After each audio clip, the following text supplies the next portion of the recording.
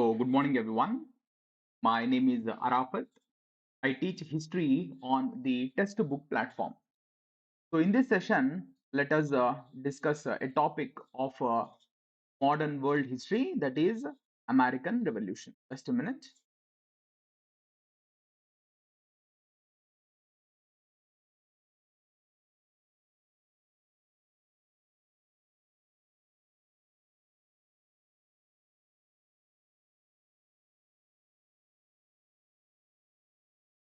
So, once again, my name is Arafat.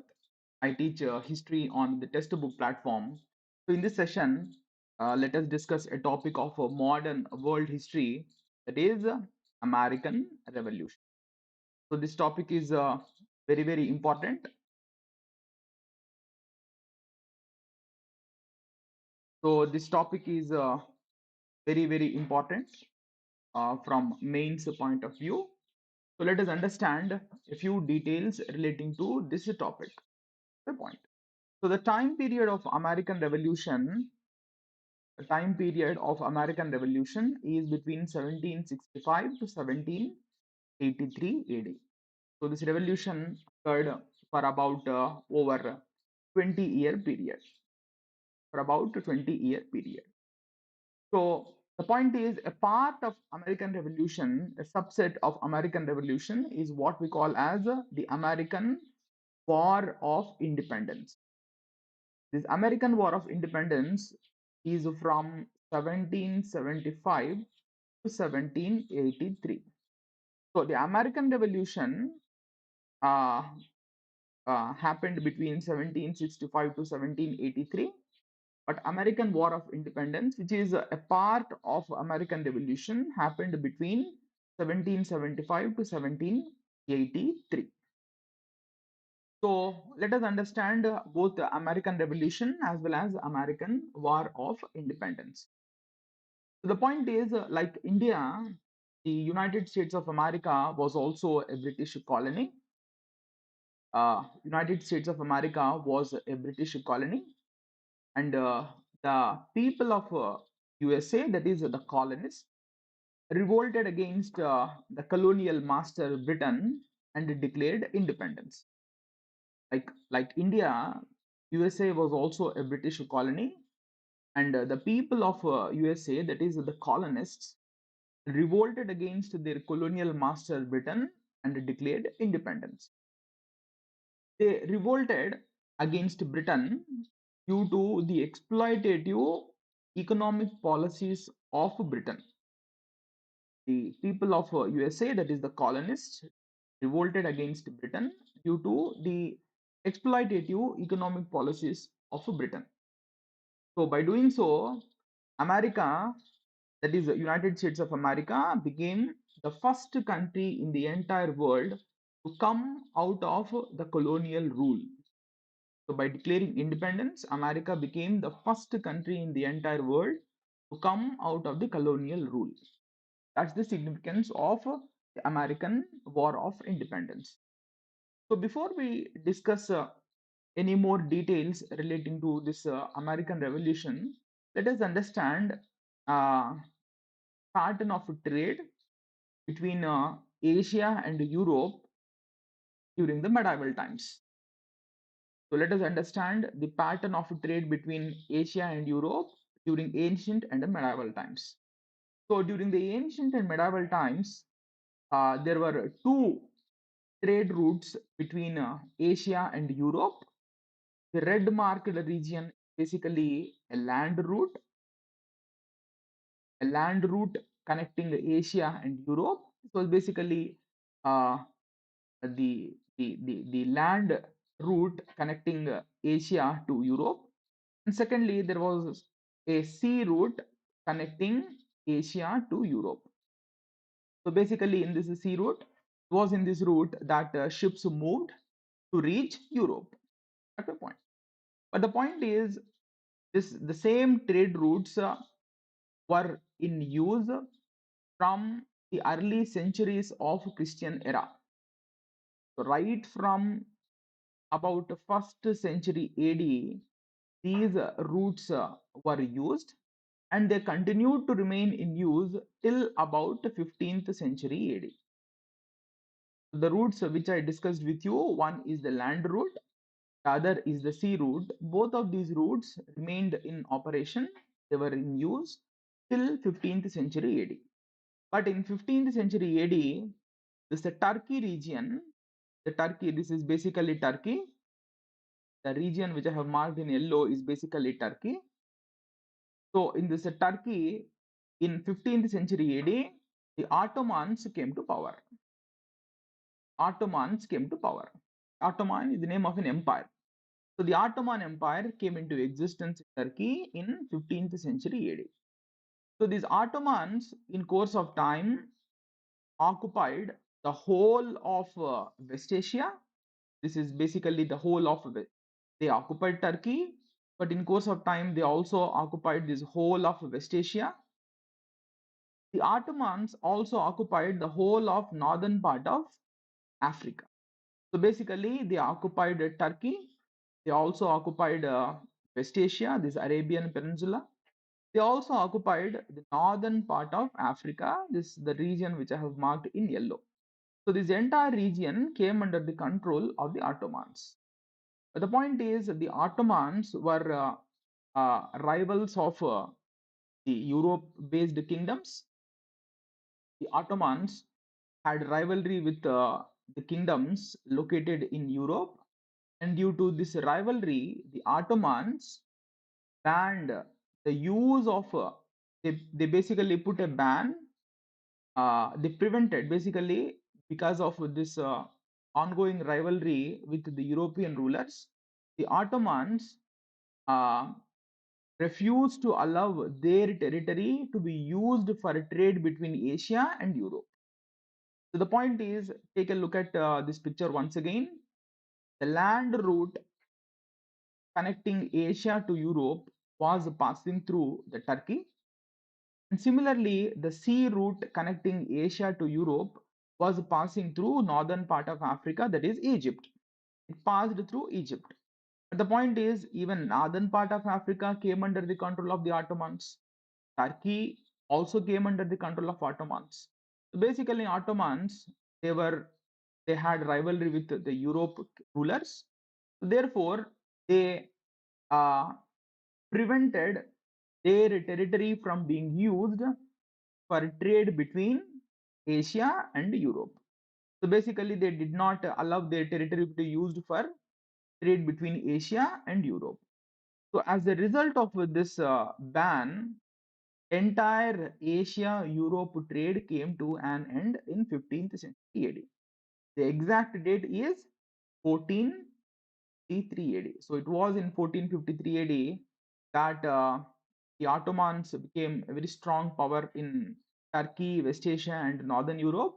So from 1453 AD onwards, trade between Asia and Europe came to an end. The point is, Europe could not survive without trade with Asia. Europe was heavily dependent on Asia for their existence. So therefore, Europeans could not survive without trade with Asian countries, particularly India and China. And therefore, the European rulers began encouraging their sailors to find out a new and an alternative trade route with India and China, mostly with India. The point is, for Europe, the Europeans were heavily dependent on India. They were heavily dependent on India for spices. They were dependent on India for spices. But the point is, uh, as a result of this ban imposed by the Ottomans, the Europeans, the European rulers began encouraging their sailors to find out a new and an alternative trade route with India. That's how began the age of geographical exploration. So before we discuss the American Revolution, let us now understand the background of this American Revolution. Background details of the American Revolution. So we have two important points here. One is the colonization of America, and second is the Anglo-French rivalry. So these two are basically they provide the backdrop for the American Revolution. Both of these points provide the backdrop for the American Revolution. So let us understand both of these uh, aspects. One is colonization. So basically, I told you it was in 1453 that it was in 1453 Constantinople, which is basically the present day Istanbul of Turkey, was occupied, and it was after 1453 trade between Asia and Europe came to an end. Therefore, the European rulers started encouraging their sailors to find out a new and an alternative trade route to India. So it was in the pursuit of this new trade route to India that new territories began to be discovered. One such territory that was discovered was New World, was the New World. So basically, in the attempt, the pursuit of a new trade route to India, many sailors of Europe, uh, the point is, many sailors of Europe started making attempts to discover a trade route to India. But in that attempt, altogether, new territories began to be discovered.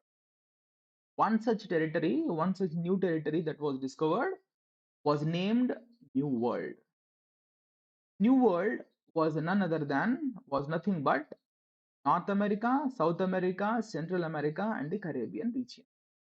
So basically, till 1492 AD, till 1492 AD, the Europeans had no knowledge of the Americas, North America or the South America or Central America. Absolutely, the Europeans had absolutely no knowledge of that particular. So the point is, it was in 1453 Constantinople, which is Istanbul, was occupied. After this, after this event, trade between India and Europe came to an end. Afterwards, the rulers of Europe began motivating their sailors to find out a new alternate trade route to India. So, in pursuit of a new trade route to India, altogether new territories began to be discovered. One such new territory that was discovered was named New World. New World name New World was given to this newly discovered region. It is North America, South America, Central America, and Caribbean region. This new world was discovered by one Mr. Columbus in 1492 AD. So Columbus was the one who discovered these new territories. It was in the year 1492 AD. So immediately after the discovery of the new world, the people of the various countries of Europe started migrating to this new world. So immediately after the discovery of the New World, people of various countries of Europe began migrating to the New World. So, for example, Spain. Take a look at this picture. Mostly, Spain established its colonies in Mexico, Peru, and other regions of South America. So, mostly, uh, Spain established its colonies in Central America and South America. France, on the other hand, established its colonies mostly in North America and Canada. Britain, on the other hand, established colonies on the East Atlantic coast of North America. Atlantic coast of North America, the East Atlantic coast of North America. So take a look at this point once again. So Columbus discovered the New World in 1492 AD, and immediately thereafterwards, the people of Europe began migrating to the New World and began to settle down there. And in course of time, Spain established its colonies in Central and South America, present day Mexico. France, on the other hand, established its control over North America, that is the present United States of America, as well as in Canada. Britain, on the other hand, established its colonies on the East Atlantic coast of North America. So basically, this is East Atlantic coast of North America. So this was under the British control, and that's how colonization of the New World happened post 1492 AD. This is what happened. And come to take a look at another picture. In course of time, Britain came to establish 13 colonies all along the East Atlantic coast of North America. Course of time, Britain came to establish 13 colonies, 1 3, along the East Atlantic coast of North America, which is presently located in United States of America. These were altogether 13 colonies. So we haven't yet started our discussion on American Revolution. I am trying to give you the background information relating to the American Revolution. So just take a look at this point once again.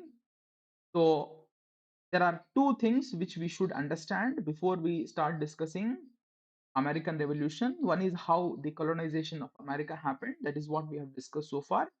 The second aspect is Anglo-French rivalry. Come to the second aspect, Anglo-French rivalry.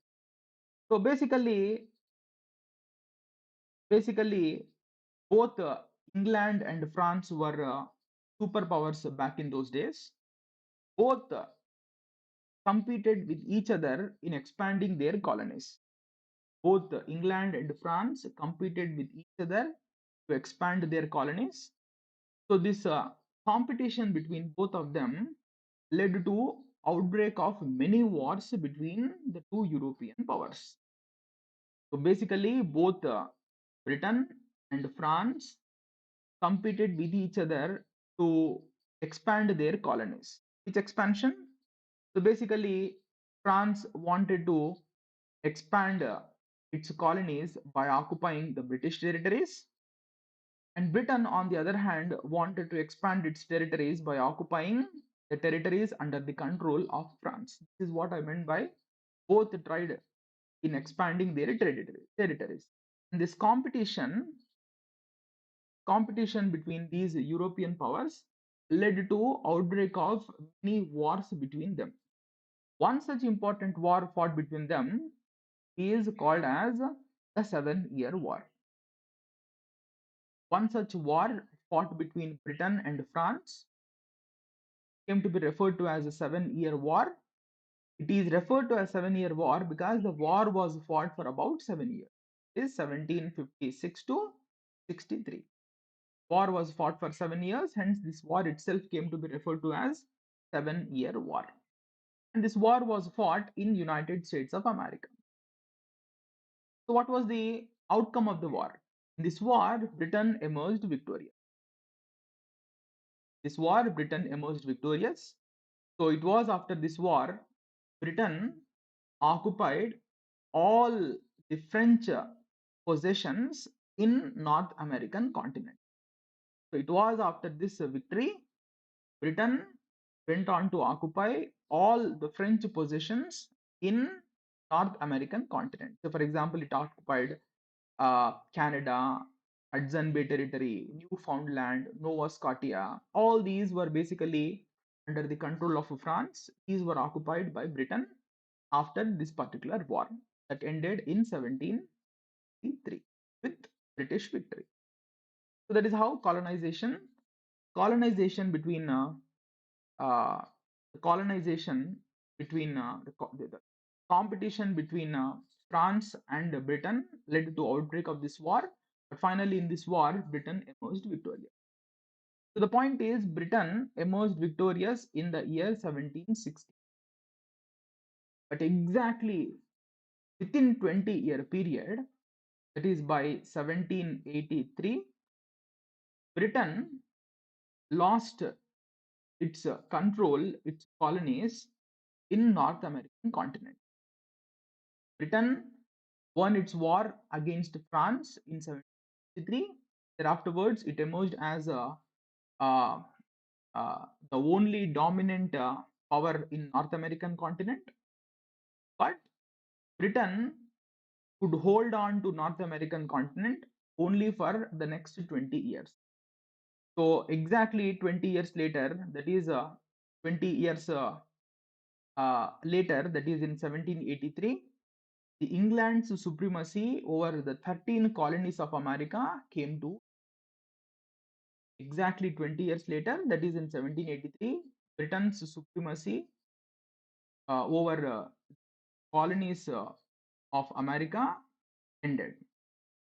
This was a result of this this this this could happen because the people of America revolted against and declared independence. By doing so, America became the first country to come out of the colonial. By doing so, America became the first country to come out of the colonial rule. That's the point. So the whole point is, now let us start discussing the reasons for the outbreak of American Revolution. So far, what we discussed is we discussed two background details relating to American Revolution. One is we have discussed the colonization of America, and second, we have discussed how this colonization of America led to outbreak of wars between France and Britain. We have seen how in these wars Britain had emerged successful, how Britain had emerged victorious.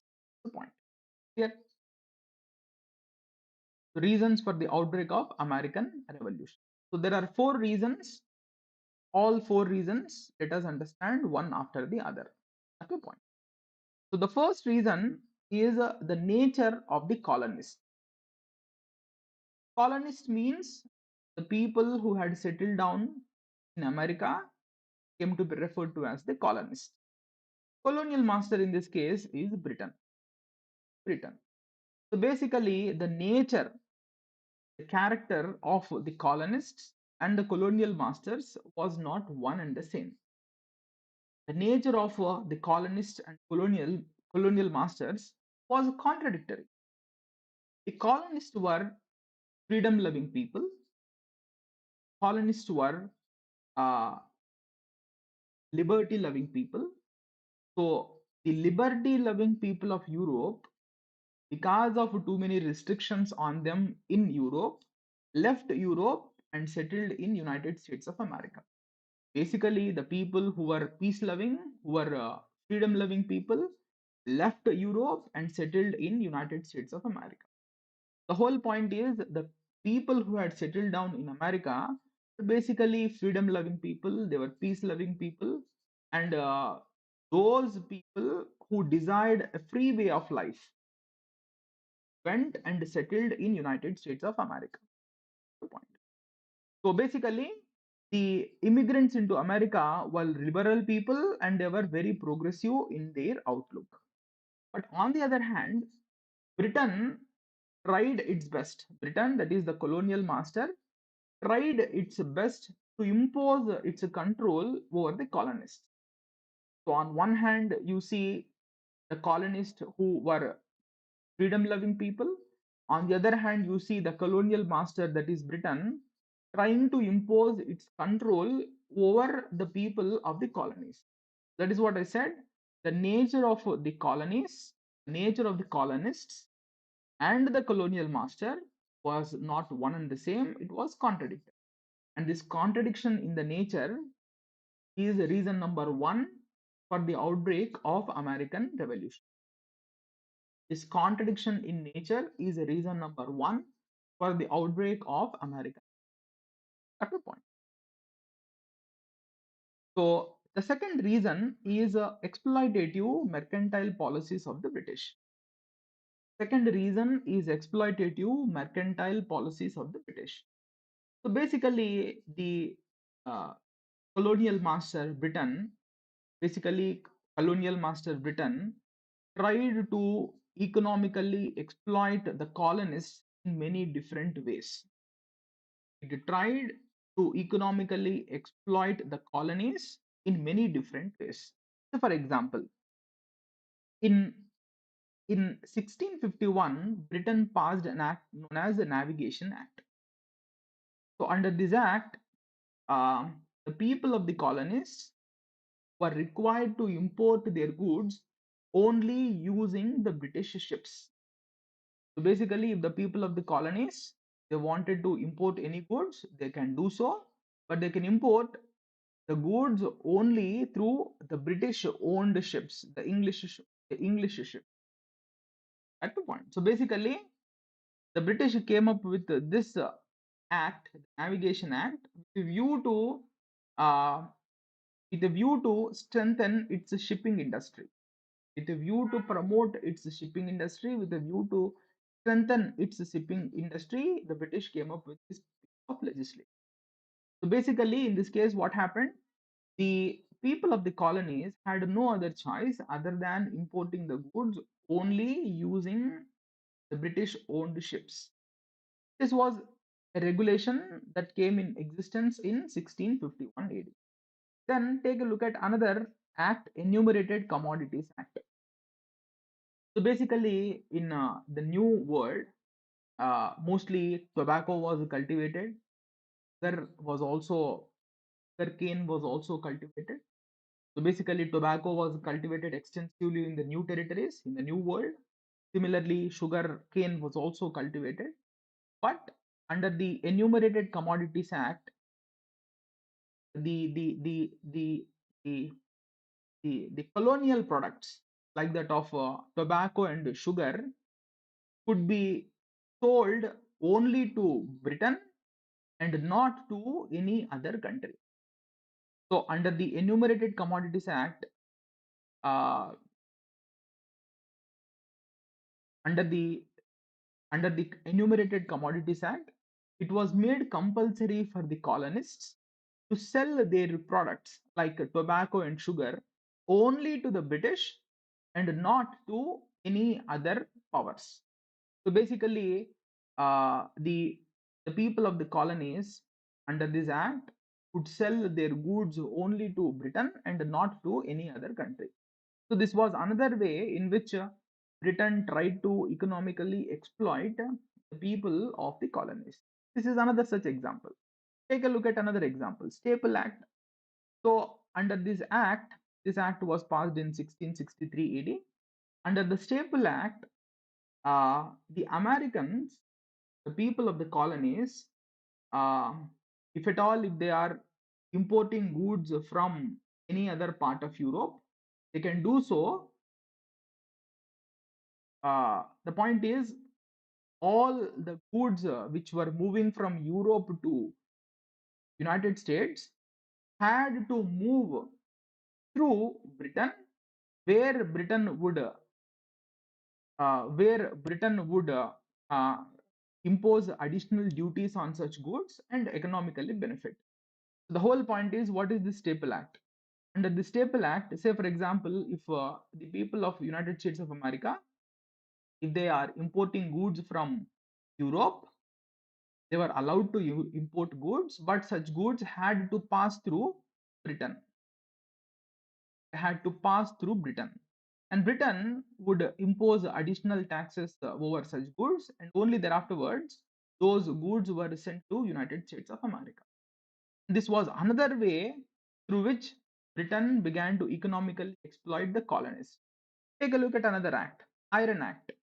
The point is, in United States of America, the availability of iron is there was large availability of iron ore, yet the people of America were banned from manufacturing finished goods, finished iron. People of America knew how to manufacture finished iron goods. They also had the raw material with them. But the point is, under Iron Act 1750, the people of United States of America were banned from manufacturing finished iron goods. So all their finished iron goods they were required to import only from Britain. Had to import from Britain, and they were not allowed to manufacture goods on their own, finished iron goods. And this act was brought in to benefit iron industry of England. So the whole point which I'm trying to convey is the second reason why American Revolution broke out was due to the exploitative mercantile policies of the British. Examples of exploitative mercantile policies, I have enumerated all of them. have enumerated all of them. I hope I'm clear. So the point is, I just discussed with you one exploitative policy, Navigation Act 1851, Enumerated Commodities Act 1660, then we have Staple Act 1663, then Iron Act 17. And the list goes on. I have just mentioned a couple of them here. The point. So this became another reason for the people of America to revolt against Britain. But when did the people of America revolt? They started revolting against Britain only from 1765. People of America started revolting against Britain only from 1765. But when did the British come up with these exploitative acts, legislations? The British came up with these legislations from 1650 itself.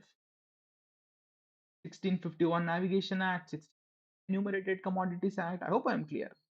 So, if that be the case, why did the people of United States of America wait for close to 100 years to revolt against the British?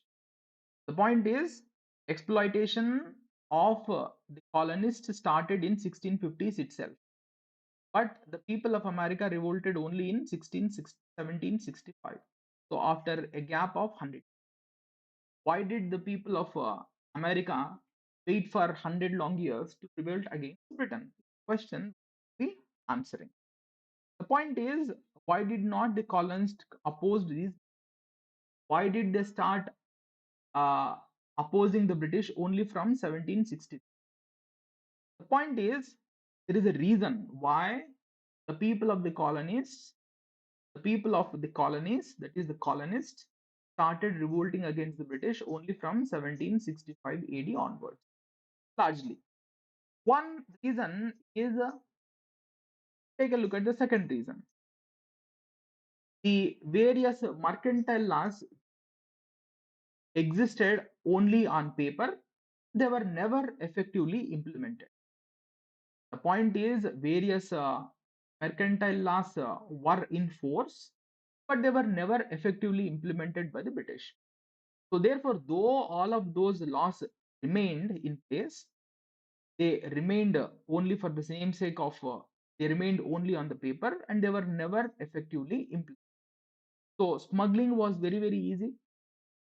So the point is, though the laws were in place, they were not effectively implemented, and the people of the colonies, were indulging in smuggling of goods into their territories.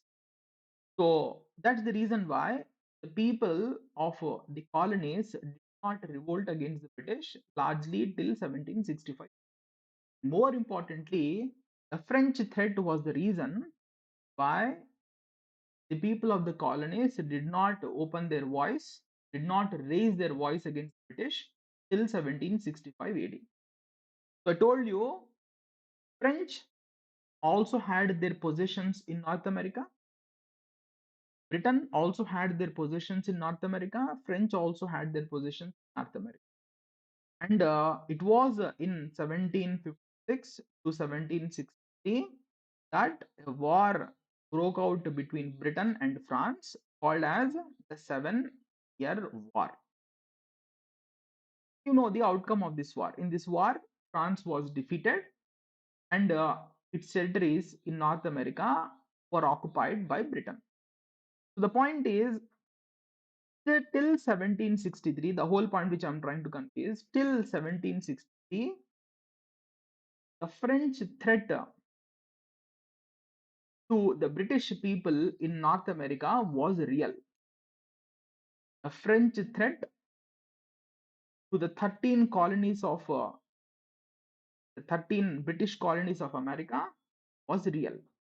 So therefore, as long as the French threat remained, the people of the 13 British colonies of America did not revolt against Britain. As long as the French threat remained till 1760, people of the 13 British colonies of America did not revolt against Britain. But France was defeated in 1763 and all its possessions were taken over by Britain. So basically, in 1763, the French threat the 13 colonies of Britain, America came to an end.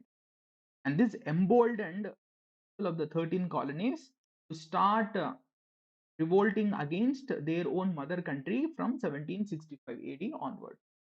So, as long as the French threat remained till 1760, uh, the people of the uh, colonies, the British colonies, uh, did not question the British rule. But as soon as the French rule in North America ended, the people of the 13 British colonies felt emboldened, started revolting against their own mother. This happened soon afterwards, 1760. At a point. Come to the third reason for the outbreak of the American Revolution. Third reason is British banned westward expansion. The British in 1763 banned westward expansion. What is this westward expansion? Take a look at this picture. So basically, this yellow marked region were the 13 British colonies. To the west of these British colonies were chain of mountains called the Appalachian Mountains. Appalachian Mountain. To the west of these 13 British colonies was a chain of mountains called Appalachian Mountains. So in this Appalachian Mountain region, the Red Indians were inhabiting. The Red Indians were inhabiting. So basically, in 1763 AD, the Red Indians attacked a few of these British colonies. In 1763 AD, the Red Indians attacked a few of these British colonies, but eventually the British army came to the rescue of the British colonists and eventually defeated the Red Indians. So basically, in 1763 itself, the Red Indians attacked the British colonies, but the British troops came to the rescue of the British colonists and eventually defeated the Red Indians. So thereafterwards, in 1763 itself, Britain banned westward expansion. Britain banned westward expansion of the British colonies. Britain took this decision to prevent uh, to prevent uh, conflicts with the Red Indians. The British banned this westward expansion to prevent conflicts with the Red Indians. But this decision of Britain did not go down well with the colonists. It did not go down well with the British colonists. This was because, particularly the farmers, they wanted to uh, they wanted to further occupy the territories west of these British colonies and uh, uh, they wanted to further expand to the west of the British colonies and they wanted to bring more land under cultivation and benefit out of it. So basically, the farmers were not happy with this British decision because the farmers were of the view that if more land is brought under cultivation, they would benefit out of the increased agricultural operation. That was the view of the British colonists. Colonists. I hope I am clear. So the point which I am trying to convey is in 1763 AD, Britain banned westward expansion. Britain took this decision with a view to uh, end conflicts, a view to prevent conflicts with the Red India. The point is, this decision of Britain was not to the liking of the colonists. Colonists, particularly the farmers, were unhappy with this British decision because they believed that if more land is brought under cultivation, they would benefit as a result of it. But British banned this westward expansion in 1760, and this also became one of the reasons for the outbreak of American Revolution. So basically, this is basically Appalachian Mountains. So westward expansion was banned by the British government. This is the third reason. Fourth reason for American Revolution is imposition of new taxes on the colonies. Imposition of new taxes on the colonies. Basically, uh, Britain was involved in a 7-year war fought between 1750 and Britain had spent large sums of money. Or, in fact, uh, the the debt of Britain had almost got doubled as a result of this 7 war. Let me repeat: Britain fought the 7-year war with France in United States of America between 1756 to 17.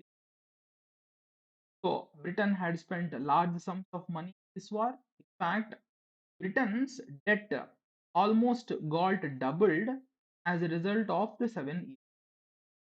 So therefore, Britain, with a view to reduce its debt burden, Britain, with a view to reduce its debt burden, came with a plan of imposing additional taxes on the people of the colonies. Which colony? The British colonies in United States of America. Let me repeat. So, with a view to reduce its debt burden, Britain came with a plan to impose additional taxes on the colonies or on the people of the 13 colonies of Britain. People of 13 colonies of Britain. In fact, from 1765 itself, Britain started imposing additional taxes on the people of the 13 colonies. For example, say in 1765, Britain came up with an act known as the Stamp Act. So the point is, under this Stamp Act, additional taxes were imposed on stamp paper. Stamp papers. Stamp papers are basically legal document at the point. So under this Stamp Act, Britain started imposing and collecting additional taxes on the legal papers, that is the stamp papers. Britain came up with this act in 1765. Mind you, these taxes were not imposed on the British people living in Britain. No, these taxes were imposed on the people of the 13 British colonies. At a point. So it was imposed after Britain started imposing these additional taxes on the people because of the debt it had, because of uh, because it had spent large sums of money in the 7-year war, was in great trouble. To reduce its debt burden, Britain started imposing these taxes on the people of the 13 colonies. One such act is Stamp Act 1765. Immediately, as soon as this tax was imposed, immediately large scale protests broke out in different parts of the 13 British colonies. In fact, the people of the 13 colonies started raising slogans such as "No taxation without representation." No taxation without representation. This became the slogan uh, during the protest against the Stamp Act. No taxation without representation became the slogan during the protest against the Stamp Act. So basically, the Stamp Act was introduced in 1765, but a large-scale protest broke out against the act. Therefore, under pressure, British government repealed the Stamp Act in the same year in 17. So under pressure, because of the large-scale protest, Britain repealed the Stamp Act in 1765. Then, in 1767, Britain made one more attempt to impose additional taxes on the people of the 13 colonies. We call these as Townshend Acts. Basically, Townshend was the finance minister of Britain. He, in 1767, tried to impose additional taxes on the people of the 13 colonies. For example, he imposed additional duties, additional taxes on commodities such as tea, paper, glass, lead, paint, etc. So basically, in 1767, one Mr. Townshend, who was the finance, came up with an act called Townshend Duties Act. So under this act, the British government imposed additional taxes on commodities such as tea, paper, glass, lead, paint. Once again, large-scale protest broke out against Townshend Duties Act. Large-scale protest broke out in 13 colonies of Britain against Townshend Duties Act. And due to the large-scale protests,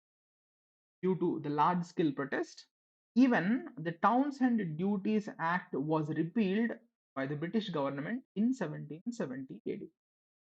The Townshend Duties Act was introduced in 1777. Once again, large-scale protest continued for 3 years. So under the growing protest of the colonists, once again, uh, the Townshend Duties Act were repealed in 1778. So this was a second victory for the people of the colonies. At a point. Finally, the British came up with an act known as the Tea Act in 1773. The British government came up with an act called Tea Act in 1773. So the point is, under this act was basically introduced to benefit the East India Company, the company which ruled India. To benefit the same company, the Tea Act was introduced in 1773. The point is, under this act, uh, the people of the colonies were required to import tea only from East India Company, not from any.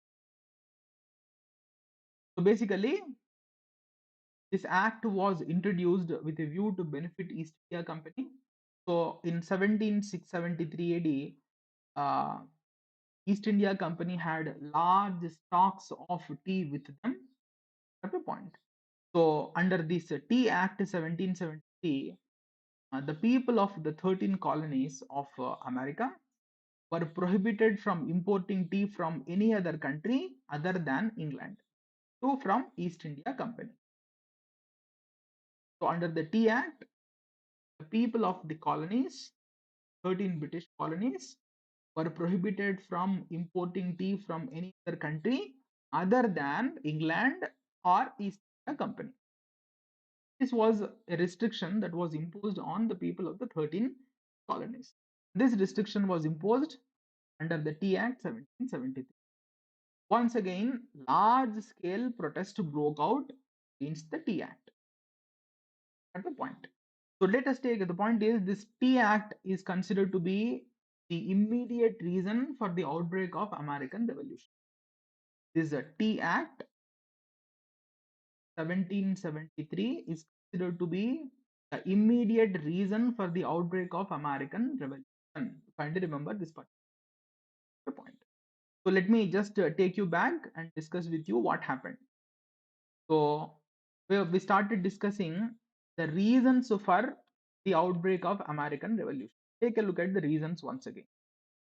Reason number one is the nature of the colonists and colonial masters, that is Britain, was contradicted. This point we have clearly discussed. Second is exploitative mercantile policies of the British. Right from 1650 onwards, Britain came up with numerous legislation with a view to economically exploit its colonies in America. Then third reason was the ban on westward expansion. Let's discuss this point. Fourth is Britain from 1765 AD onwards started making attempts to collect additional taxes from the people of America. So basically, Britain started imposing new taxes on the colonies. Reason is in 1763, the 7-Year War was over. Britain was in deep trouble as a result of this war. Thus, the point is Britain had spent large sums of money on war. So Britain's debt had almost got doubled. Therefore, the British government, with a view to reduce its debt burden, came with the idea of imposing and collecting additional taxes from the people of the 13 colonies of America, 13 British colonies, America. So, which taxes were imposed? So, first, Stamp Act was introduced in 1765, but due to protest, the Stamp Act was repealed. Second, in 1767, Townshend Duties Act was introduced, again to collect additional taxes from the colonies. But due to once again large scale protest, even the Townshend Duties Act was repealed. Third, the British finally came with an act known as the Tea Act in 1773 AD. Tea Act, at a point. So this Tea Act became the immediate reason for the outbreak of American Revolution. Tea Act became immediate reason for the outbreak of American. This Tea Act, I just discussed with you the contents of this, the details of details of the Tea Act. At a point, take a look at the course of the revolution. How did this revolution happen? So basically, protest against the Tea Act broke out in Boston City. Boston, a very important city of United States of America. It was in this city that large-scale protests broke out against the Tea Act. So, in fact, when the British ships laden with cartons of tea arrived in the Boston port, so when the British ships carrying carrying loads of tea arrived in the Boston port, people of America forcefully entered the Boston harbor. They also entered the ships and threw the entire tea that was the entire threw the cartons of tea into the ocean, the sea. So basically, uh, take a look at the course of this revolution. How did this revolution proceed? Basically, this entire revolution uh, started in the city of Boston. So, in the city of Boston, the British ships carrying cartons, loads of tea arrived. So, immediately there was an organization called the Sons of Liberty. Was an organization. Sons of Liberty was an organization that played a very, very important role in American Revolution. And the members of this organization called Sons of Liberty entered the Boston harbor, and they also forcefully entered the ships, and thereafter they threw these cartons of tea into the sea. Altogether, the worth of the tea dumped into the sea was 10,000 pounds. And this famous incident, is referred to, is described in the American history as the Boston Tea Party. Boston Tea Party. This Boston Tea Party took place on 16th December 1770. But what was the response of the British government? The British government took uh, uh, British government uh, took the matter very, very seriously. The the the British government took the matter very seriously and started coming up with numerous legislations called Coercive Acts 1774. Now we are discussing the response of the British government to the response of the British government to the Boston Tea Party. Basically, in response to the Boston Tea Party, the British government came up with numerous legislations. They are referred to as intolerable acts, also called as coercive acts, which were passed in 1774. So, take a look at some of the provisions of these intolerable or coercive acts passed by the British Parliament. One, Boston Harbour was closed. Colonists accused of crimes were to be tried in England. Compensation was demanded for the dumped tea. Public meetings were banned. Westward expansion was also banned. So now what I have discussed with you was the response of the British government to the Boston Tea Party. So in response to the Boston Tea Party, the British government started coming up with various legislations. These are some of the legislations. Then what was the response of the colonists? In response to these coercive acts passed by the British government, the colonists conducted a meeting called as the First Continental Congress. Take a look at this point once again. First to happen is the Boston Tea Party. In response to the Boston Tea Party, the British government started coming up with various coercive legislations at a point known as the Coercive Acts.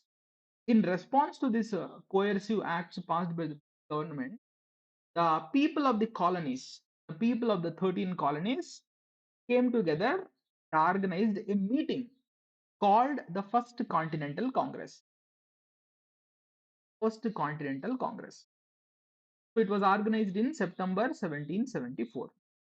So the representatives from the 13 colonies, except Georgia, Georgia was one of the 13 colonies, except this Georgia, representatives of the 12 colonies participated in this First Continental Congress. So take a look at the names of some very important delegates who attended the First Continental Congress. One is we have George Washington, John Adams, Samuel Adams, John Jay, etc. These are some very important. So then what happened? So the point is, in response to the First Continental Congress, the point is the British government um, uh, the British government uh, took the developments, the First Continental seriously and started. So before we discuss that, let us understand some of the important resolutions passed in the First Continental Congress. The First Continental Congress was organized in response to the coercive acts at a point. So in First Continental Congress, uh, the representatives of the 12 British colonies except Georgia participated in it. These are some important names. So what decisions were taken? Take a look at the decisions of the First Continent. Basically, in the First Continental Congress, uh, they demanded repeal of all mercantile acts by the British. This was the first demand. Repeal all mercantile acts was the first demand. They also demanded repeal of trade restrictions by the British government. You know what trade restrictions? I've just discussed of these. Third, they also demanded that no taxes should be imposed on the colonies without the approval of the colonial assembly. Without the approval of the colonial, this was another important demand. Fourth is they gave a call for the boycott of the British goods and increased use of Swadeshi goods, is domestically produced. This call was also given at a point. Fifth, they also took steps to prepare for the war, including training Minutemen. Minutemen, these were the soldiers, they were the American soldiers who participated in war against Britain. So basically, in the First Continental Congress, steps were taken to prepare for war. At a point, that decision to that effect was also taken. So one important point to note is even during the First Continental Congress, Britain, the people of the colonies, did not yet demand, they were not yet demanding independence. Even during the First Continental Congress, no demand was made for independence of the colonies. They were still in favor of remaining as a part of the British Empire, but they put some demands before the British government. So the whole point is even during the First Continental Congress, no demand for independence of America was made, but they made some other demands before the British. Put some demands before the British. Clear? The point is, in response to the First Continental Congress, British government started deploying more troops to suppress the activities of the Continental Congress. Basically, in response to the First Continental Congress, the British started deploying more troops to to suppress suppress the revolt. So when when the British government started deploying more troops, the colonists uh, began losing their patience, and in turn they started revolting and started demanding independence. So the point is, in response to the First Continental Congress, the British government started deploying more troops due to suppress the revolt. And when this began taking place, the people of the colonies began losing their patience. They started revolting and started demanding independence of America. So the first uh, skirmishes, that is the first encounter between both the sides, happened at a place known as Lexington as well as in Concord. This was in the year April 1775. The first encounter between both the sides, the British government and the American troops, happened at a place known as Lexington. This happened in April 1770. It was after these skirmishes, finally, full-scale war between the American troops and the British troops broke out. At the point. So, in the meantime, Second Continental Congress was organized in May 1775. Second Continental Congress was organized in 1775. Was organized at Philadelphia. So the point is, even this in this Continental Congress, the representatives of the 12 colonies except Georgia attended it. That's the point. So it was in this Congress that very key decisions taken by the colonies. One, take a look at some important decisions taken in the Second Continental Congress. They basically released a document titled Declaration of Causes, the necessity of taking up arms. Declaration of Causes and the necessity of taking up arms. Basically, in this document, they described the need for them taking up arms and fighting against the British. They elaborated the causes which forced them to take up arms against the British. So they released this particular document. Then it was in the Second Continental Congress, uh, uh, a decision was taken to appoint George Washington as the commander of the Continental Army. Basically, the Americans had by this time raised an army called Continental Army. So, in this Second Continental Congress, a decision was taken to appoint George Washington as the commander of the Continental Army. This decision was taken in the Second Continental Congress. Third, they also took a decision to form a committee led by Thomas Jefferson. And this committee was entrusted the task of drafting a formal declaration of American independence. Committee was formed, headed by Thomas Jefferson, and this committee was constituted to draft a formal declaration of American. Was drafted was it was Committee was formed to draft a formal declaration of American independence. This is what happened. The point. So finally, the point is the war was fought between 1775 to 1783. April 1775 was the first time during which the first encounter at Lexington and Concord happened between sides. And from April 1775 to 1783, war proceeded.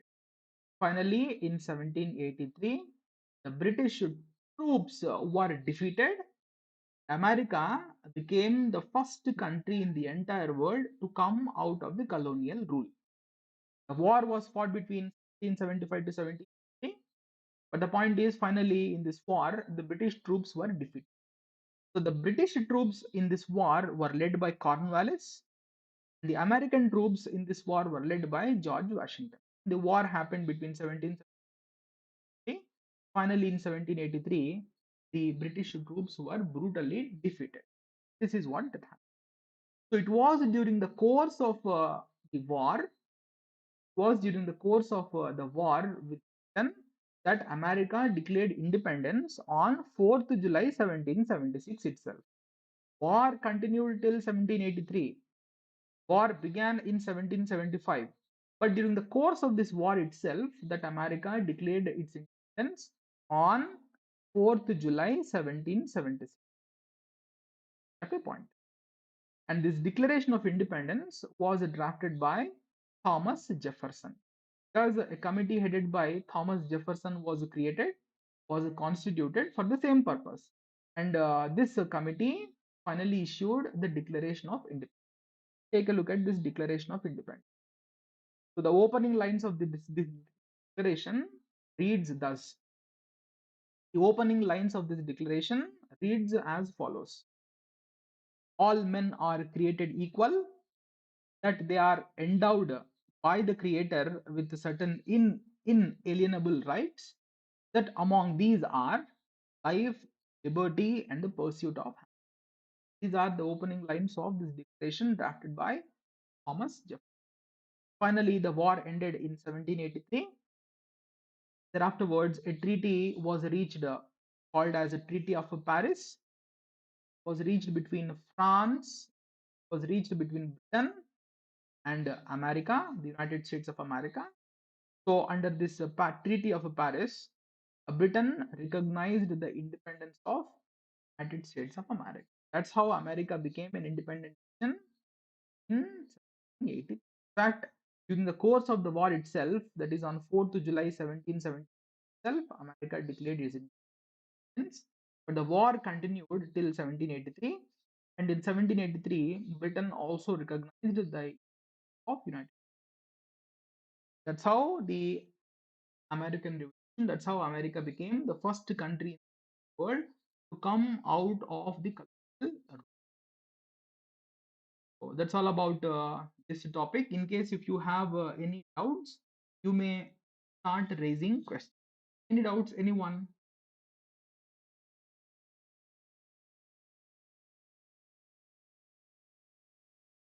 Any doubts, anyone?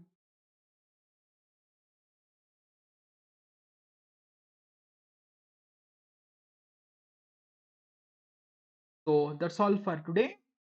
See you in the next class.